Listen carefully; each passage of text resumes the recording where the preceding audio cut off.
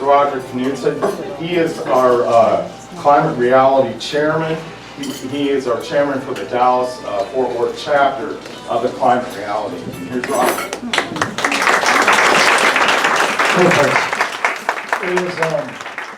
It's really nice to be here in a room full of Democrats.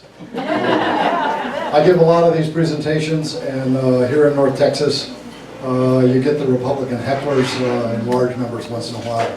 So if there's one of those in the room, I'm going to count on all of y'all to take care of it. I'm just going to ignore that person and go on.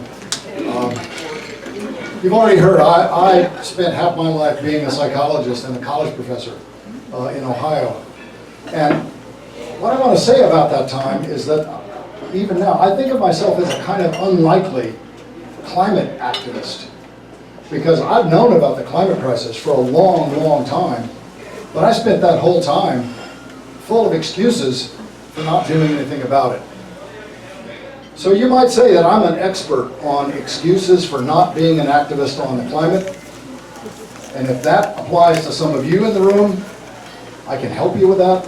I'm not licensed, so I can't even charge you for the help. Come talk to me about the excuses you're giving yourself for not being an activist, because one of the things that we really want to do in this talk is inspire some people in this room to become activists during this campaign, to be sure that every candidate on the Democratic side knows how serious the crisis is beginning to think about legislation that can be passed to do something about it. If they're not educated, it's on you to get them educated. If they are educated and they plan to do something, they're going to count on your support to get it done.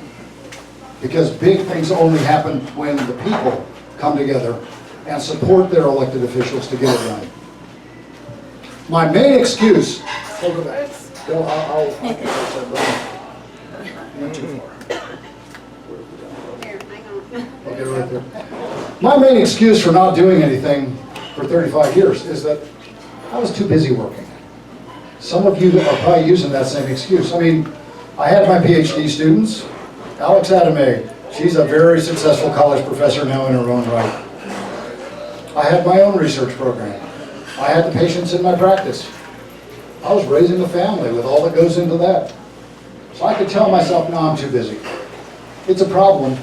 And if that excuse started getting thin for me, well, then I said, I'm a psychologist. It's not in my area.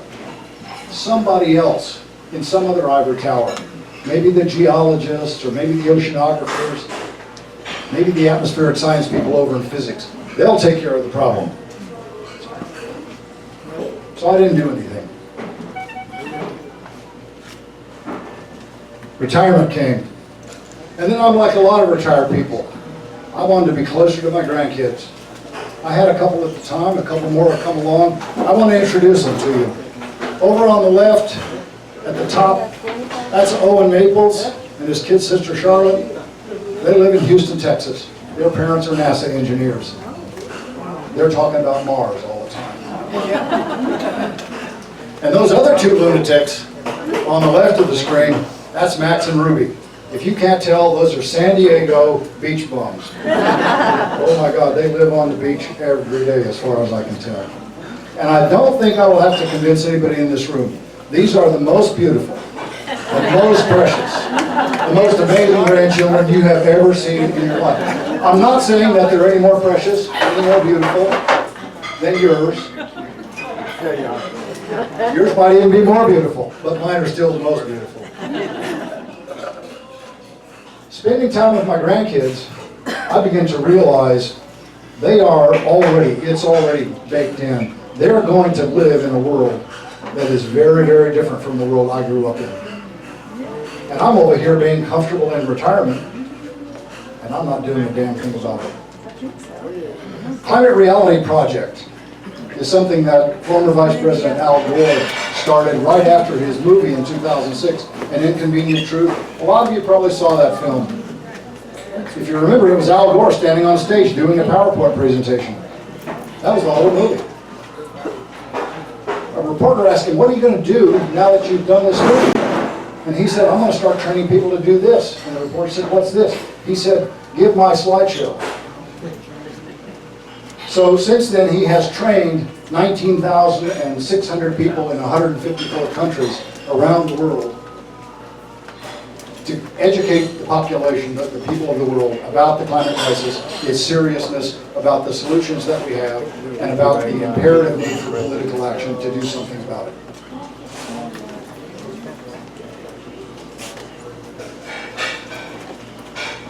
We're going to proceed in 3 parts, and it's pretty quick. The first thing we're going to ask is this question: how bad is it? And the answer is already on the screen. You all know this because you're Democrats, and Democrats take science seriously. But we're going to give you just a few facts. We're not going to bury you in it because it just gets too depressing. Then we're going to ask the question, can we do anything? It's worse, much worse than you think. That's the first sentence in this book that just dropped this year, The Uninhabitable Earth, Life After Warming by David Wallace Wells, who's a reporter, a journalist for the New York Times. It's worse than you think. Okay, give me the next one. Yep.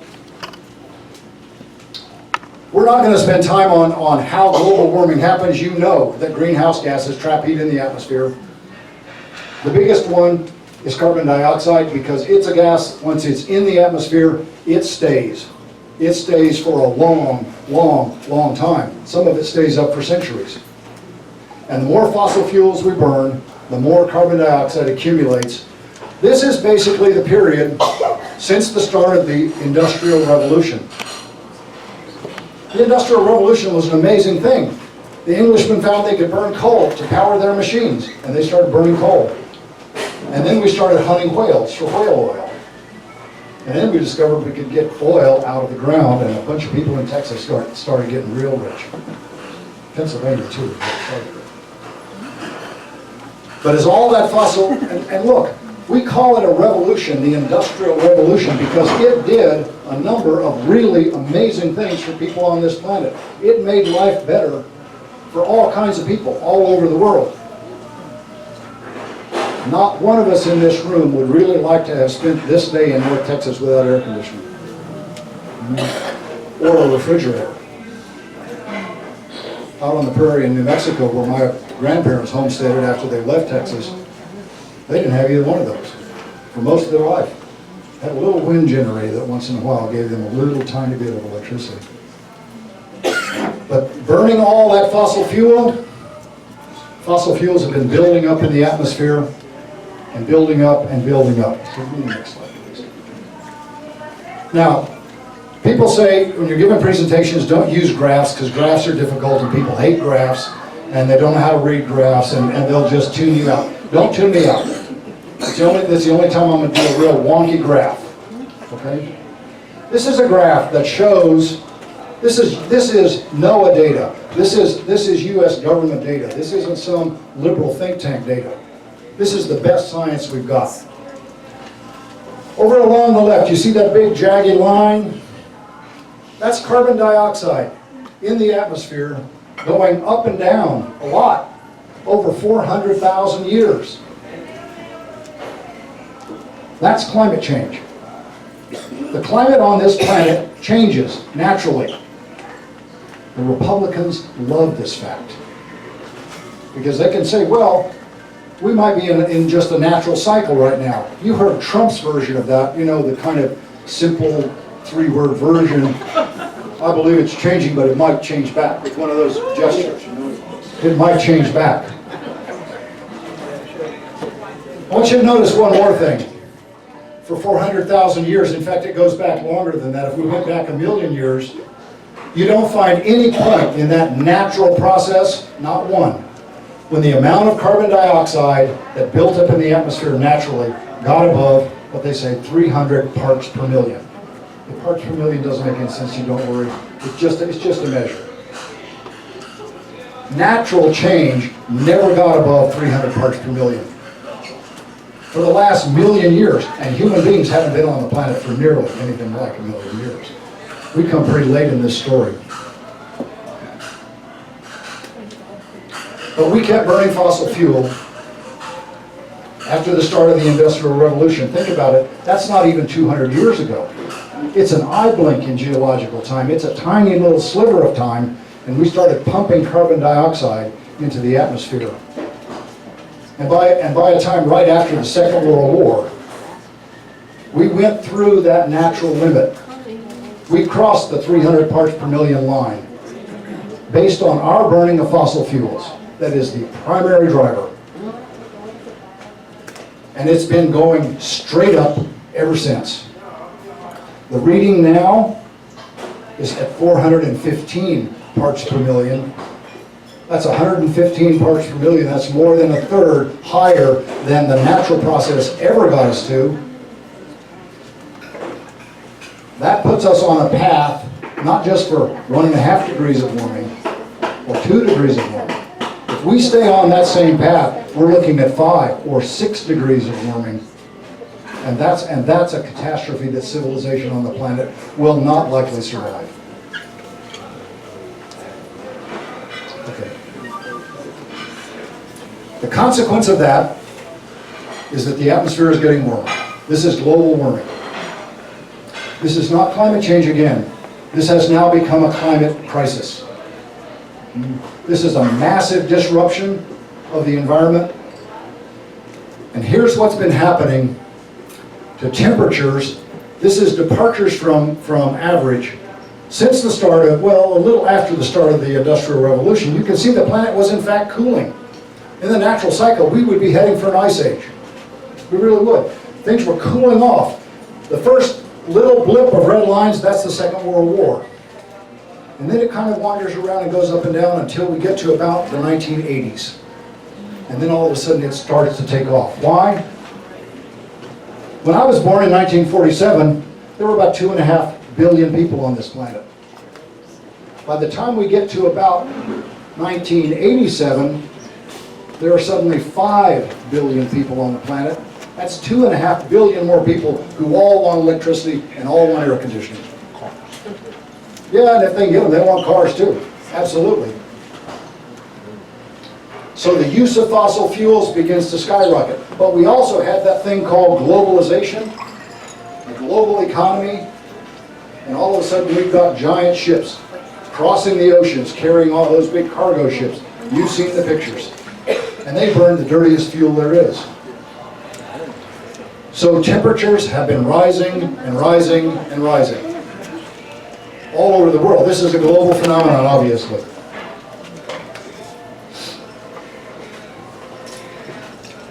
So I like to bring this quote. This is from the U.S. Department of Defense.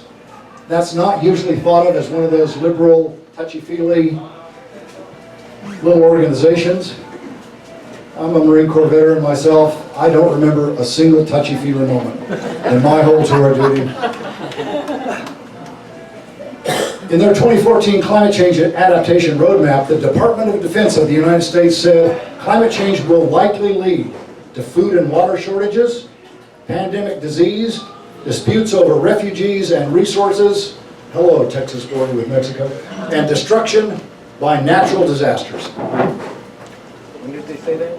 2014. John wanted to be sure that we put the title of this video up, The Age of Consequences. He recommends highly that you all find time to look it up and read it. The Department of Defense went on to say climate change impacts national security and global stability. That's the Department of Defense. They don't have time to squabble over Republican, Democrat. Their job is to protect the country. This is one of the greatest threats, if not the greatest threat that we face. I'm going to hand it back to John. Here's what we're going to do. We're not going to talk about all those categories on the last slide. If we did that, we would really depress you. We're just going to talk about 2 of them real quickly. And the 2 we picked, we're going to talk about disease for a minute, and we're going to talk about natural disaster just for a minute. We picked those 2 because those are 2 that have an impact right here in Texas, right now, on your lives. So I turn it back to John.